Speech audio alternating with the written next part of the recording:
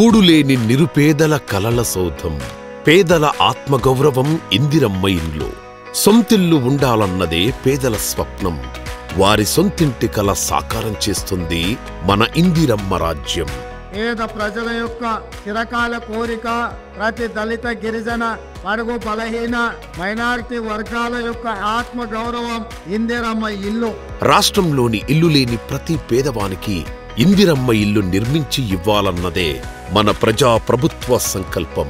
5 ఏళ్లలో 22,500 కోట్లతో 4,50,000 ఇండ్ల నిర్మాణానికి శ్రీకారం చుట్టింది.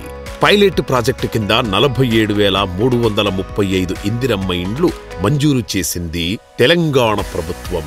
తెలంగాణ బిడ్డల చిరకాల స్వప్నం ఒక ఇల్లు కట్టుకోవాలి అని ప్రతి నియోజకవర్గానికి 3,500 ఇల్లు ఇచ్చే కార్యక్రమాన్ని ప్రభుత్వం ఈనాడు చేపట్టింది. ఇప్పటి వరకు 20,104 ఇండ్లు గ్రౌండింగ్.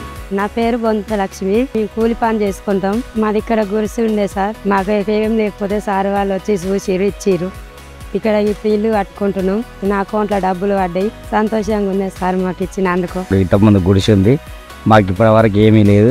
కాంగ్రెస్ ప్రభుత్వం వచ్చినాకనే మాకు వచ్చేసింది ఇల్లు ఒకటి వచ్చేది. దీంతో మేము సంతోషంగా నిమ్మలంగా ఉంటాం. ప్రతి నియోజకవర్గానికి 3,500 ఇండ్ల చొప్పున ఇంటి నిర్మాణానికి 5 లక్షల రూపాయలిస్తున్న ఏకైక రాష్ట్రం మన తెలంగాణ. ప్రతి ఒక్కరి సంతోషం, ప్రతి ఇంటికి సంక్షేమం. ప్రగతి పదం, ప్రజాహితం. ఇదే మన ఇందిరమ్మ ప్రజా ప్రభుత్వం.